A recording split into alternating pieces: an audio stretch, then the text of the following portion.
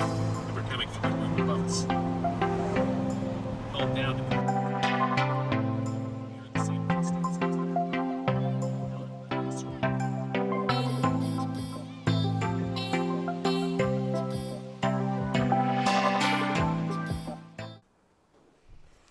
What is up, you guys? Welcome back to the channel. Today we are working on the E30 again. We're doing a coilover install on the E30. I bought just a basic budget setup, and I actually bought it for the previous E30. They sat, I never put them on, and now that I've got the white one, we're going to be putting them on.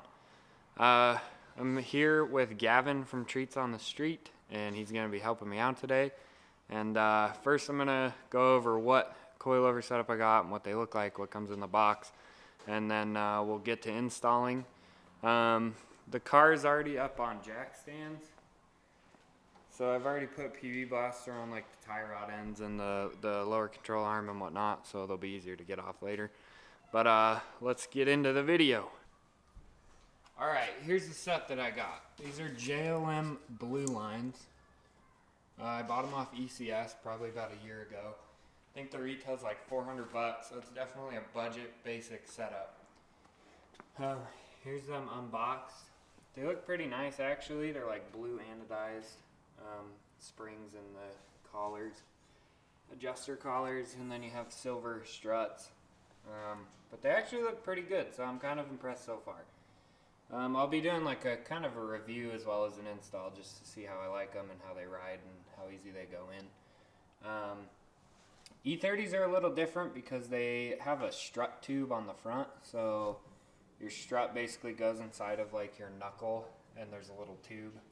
So that's going to be a little bit of a difficult install, but I don't know, we'll see. Yeah, so they're pretty nice so far, though quality is pretty good for basic cheap setup. Alright, you guys, we're going to start on the driver's side front corner. As I do with everything, basically. Our brakes are still looking good. If you haven't watched the brake install video, go check it out. So anyways, you basically have to remove this whole strut assembly to get the strut out. So what we're going to do is disconnect the caliper, and we're going to remove this, and then you got your tie rod end down here, and then your lower control arm, and I believe you can leave the rotor on, so we'll leave the rotor on, and then you just have to disconnect these lines, and there's 3 bolts up top. I don't have the hood open, but then we should be able to just pull this whole strut out, and then we'll have to remove the strut out of the strut tube, take the old spring out, reverse it all, put it all back together, and then we'll probably do just adjusting of them all later after we get them all in. But throw it on the time lapse, and we'll get started.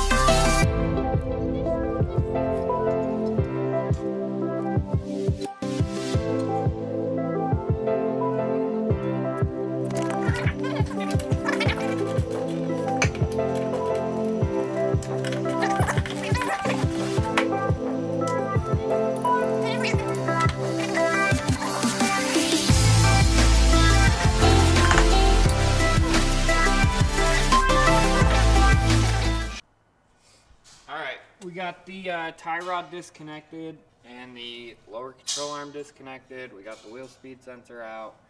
Brakes are undone, so all that's left is these top 3 bolts. And then I'm gonna have Gavin hold the strut housing, and then it should just drop out, and then we'll look into replacing the strut in the strut tube. So yeah, we'll get on that.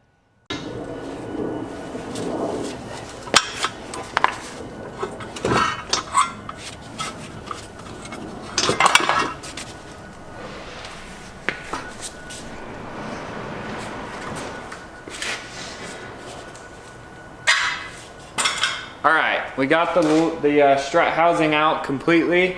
The lower control arm and the tie rod are pretty difficult to get out, but if you smack the housing where they sit, they should drop out pretty easily. And I disconnected the sway bar just to make it a little bit easier. But all that's out, all the sensors are tucked away. And then all we have to do on this is we're gonna undo this top nut with it's 19 millimeter, and then this is a really bad spring, so I don't need a spring compressor, but normally you'll need a spring compressor so it doesn't shoot off. And then I also have new top hats for it, so we'll put those on, and then we'll just kind of clean it up and install the new struts, and yeah.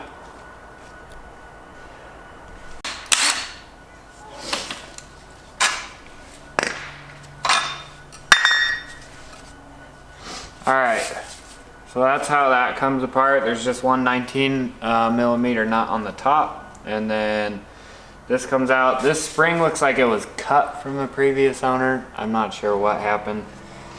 And then your bump stop comes off, and then you have this little collar right here, and they have a tool in the kit that looks like this. And it basically just threads on goes on right here, and then you just twist the strut out of the strut housing. I definitely use PB Blaster because it is very tight in there. So we'll get this out and then get it cleaned up, and then we'll go over installing your new strut. Alright you guys, I don't want to admit how long that took me to get this shock out, but it's finally out.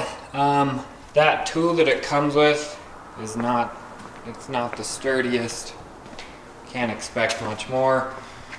But wound up getting a big pair of pliers and just wrenching on it, and finally twisted it out. This is the old one. It's covered in hydraulic fluid, I believe, and yeah, like this. This is why my suspension was so bad. Literally nothing. So anyways, we're gonna get going. I cleaned this up a little bit, so it's looking a little better. And then I cleaned this plate that goes on top, and I have new top hats. I'd probably suggest picking these up depending on, you know, when yours were replaced last. But all we have to do now is insert the strut back into the tube, and then on the bottom right here they actually give you new locking collars, so you don't need the ones that you had on the stock ones. These just twist off. So this is your new locking collar. Put that in, put the spring on, reassemble everything, and then we'll kind of get it back in the car and start going. Alright you guys, I'm an idiot and I forgot a strut or a spring compressor, and you need one to put the coilovers back together for the fronts. So I'm gonna have to get one of those tomorrow, and I'm losing light, so I can't really work on it anymore because there's no lighting in here.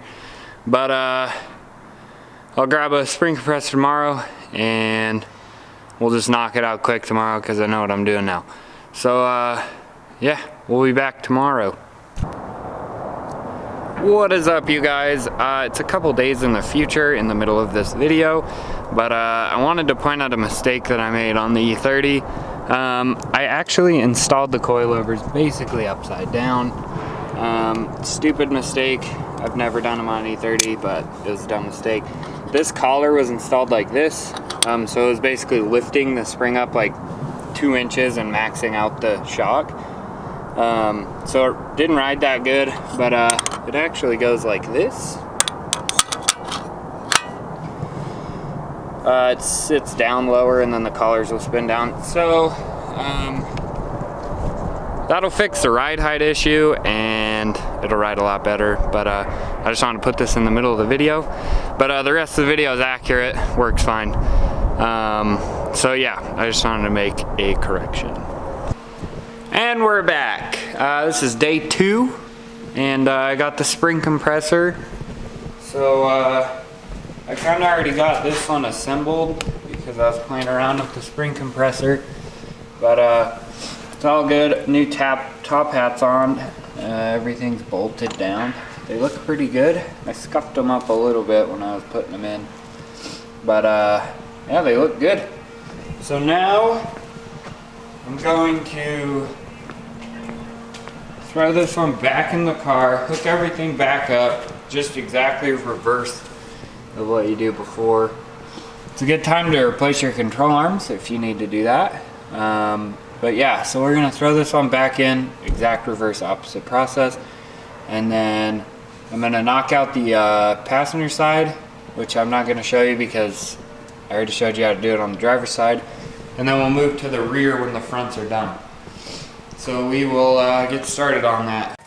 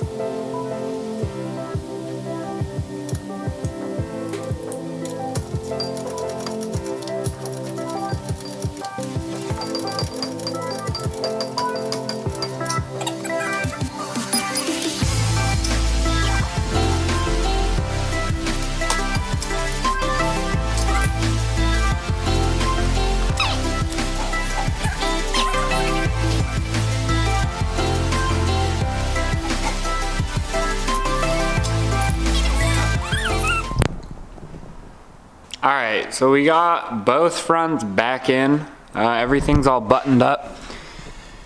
So, coilovers in. Looks good. Brakes all back together. New top hat. So, everything's looking good. Seems to, these are both adjusted at the same ride height.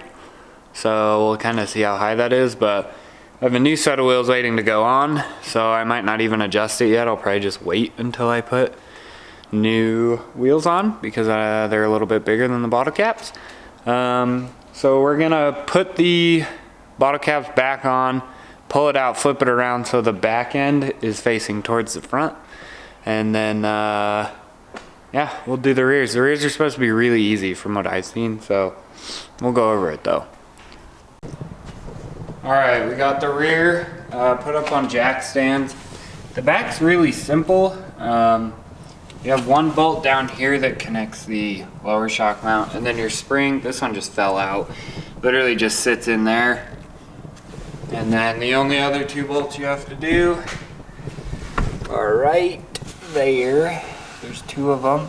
And then the strut will drop out, and then you just put the new strut in. And then I'll show you how to put the adjustment collar in and then the new spring, and that's it. And then we're done.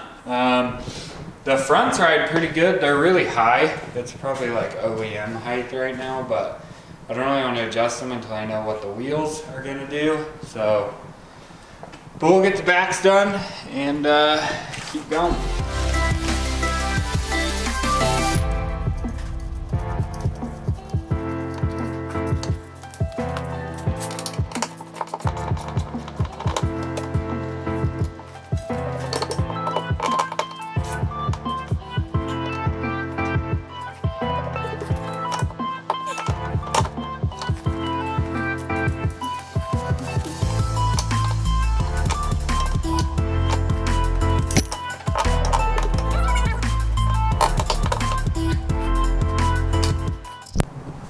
Alright, the GoPro died right as I got them out, so I didn't time-lapse putting them back in.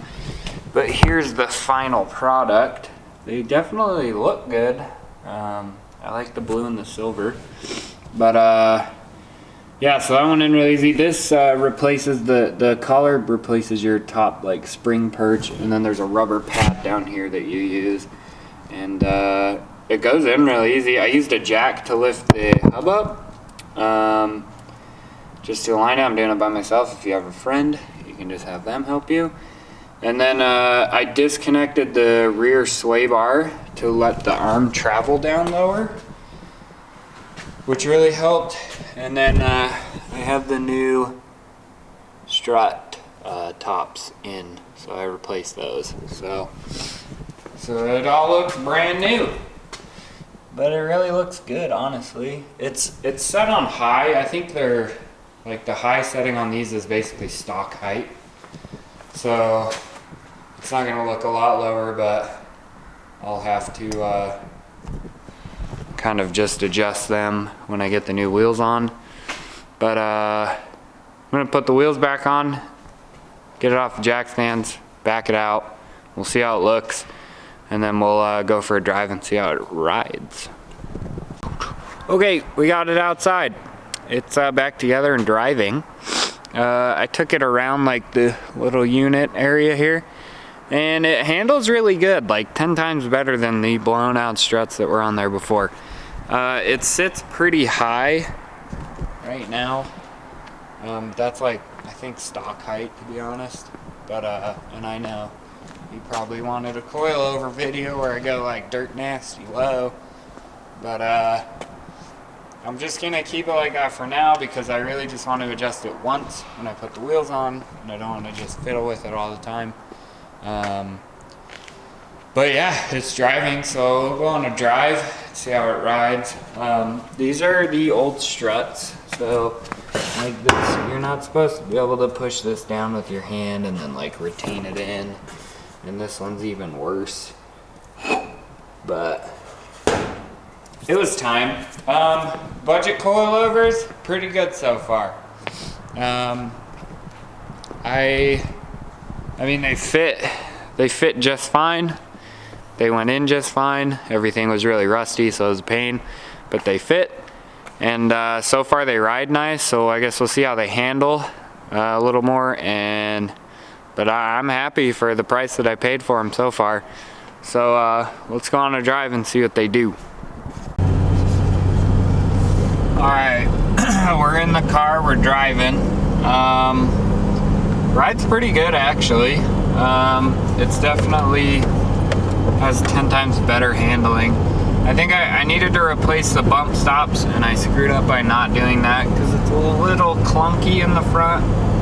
But I don't know if that's just the coilovers or, you know, I have bad control arms or what. But ride's good. I'm fairly impressed, to be honest, for the price that they are. They ride really good. It's definitely a huge improvement over the blown out, disgusting OEM struts. But there's definitely better coilovers, for sure, with more adjustability. All I have is a height adjustment. But for the price, and if you're looking for a budget set for just like your daily driver or something, it's a good set to have. Yeah. Alright, you guys, that pretty much sums up the video on doing a coilover install on an E30. As far as the JOM Bluelines go, I would recommend them for like a daily driver. If you're a serious track car, definitely invest in something more. But for a daily driver, they do just fine, and that's really all that is at the moment. But hope you found the video useful. Leave a like, subscribe. There will be more handling mods coming to the E30 soon. Yeah, that's about it. Have a good one.